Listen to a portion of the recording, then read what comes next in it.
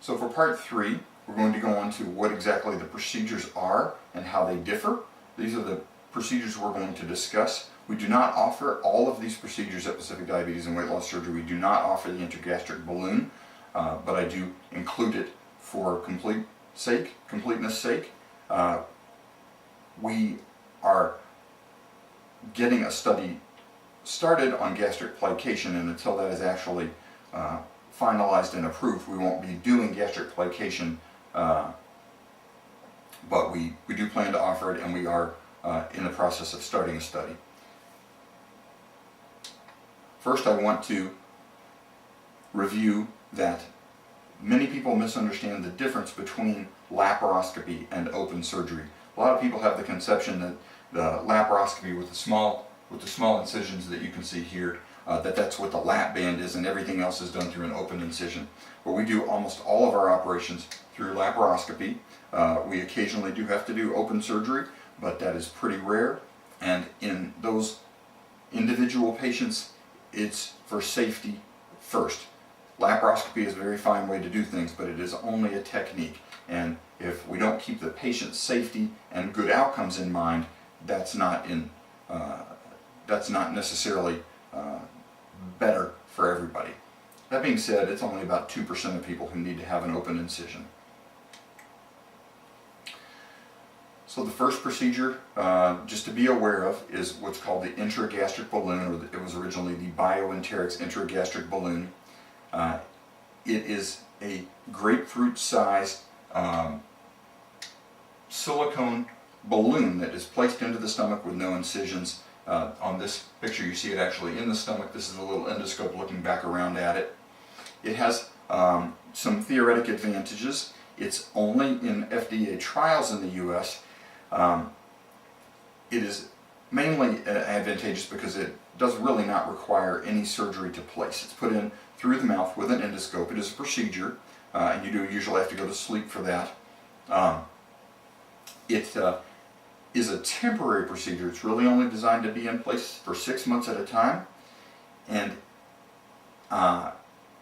it can help people lose weight before high-risk procedures. It's used overseas for this, especially before people have high-risk weight loss procedures like a duodenal switch or gastric bypass. Some people, however, may want to use the intragastric balloon to try out weight loss to see if having a tool helps them.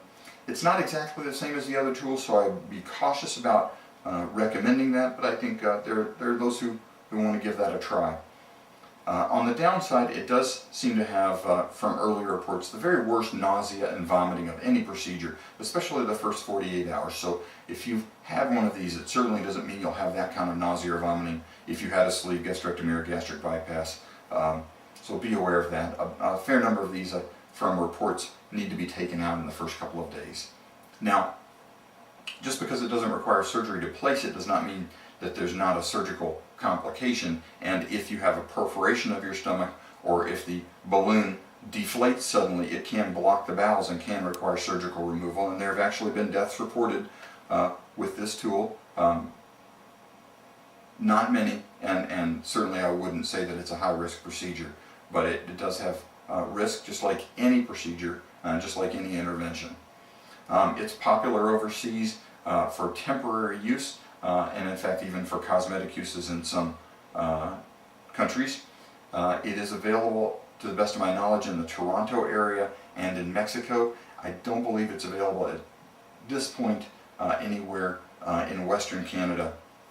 And I believe the study has closed in the US, so getting into the FDA trial at this point I don't believe is an option. The next procedure is the gastric plication, or imbrication. This is designed basically to make a smaller stomach just by freeing up the greater curvature of the stomach, the outer curvature of the stomach, and rolling it in with sutures and creating a pleat that, if you looked at it on the side view, is now what was a large cavity is now a smaller cavity. It's still considered experimental, but it has been done hundreds of times in the United States with very promising early results. It is the least invasive of our surgical procedures because it doesn't require any division of tissue. It doesn't leave any foreign body except for the suture behind. it is theoretically completely reversible within the first few weeks at least. Once those tissues do heal, it may not be completely reversible, and we do divide some blood vessels to do this procedure, so that's not completely reversible, but it is overall, I think, the least invasive. It probably has the least cost overall as well. The studies are not necessarily published on that, but since we don't use a stapler, we're not installing a band, and it probably will be one of our quicker procedures once people are fine-tuned on it. I expect that it will hopefully be available for in the $10,000 to $15,000 range in the US. I think it will be attractive to some people, especially for the treatment of infertility, people who are very young and don't necessarily have the commitment yet to make for a gastric bypass or a sleeve gastrectomy, especially if their spouse is anxious about them having any operation at all. So while we don't know anything about the long-term durability of the procedure, we don't know, and we don't expect that there are necessarily long-term issues in terms of complications that are particularly out of scale with other procedures. But I think for that reason of low cost and least invasive, that this will be attractive for some people who have fertility as an issue, where they really just need to lose 40 or 50 pounds, and if they come back 10 years later or 5 years later and need another procedure, they'll deal with that then. It is currently not covered by any insurance at all, and probably won't be for at least a few years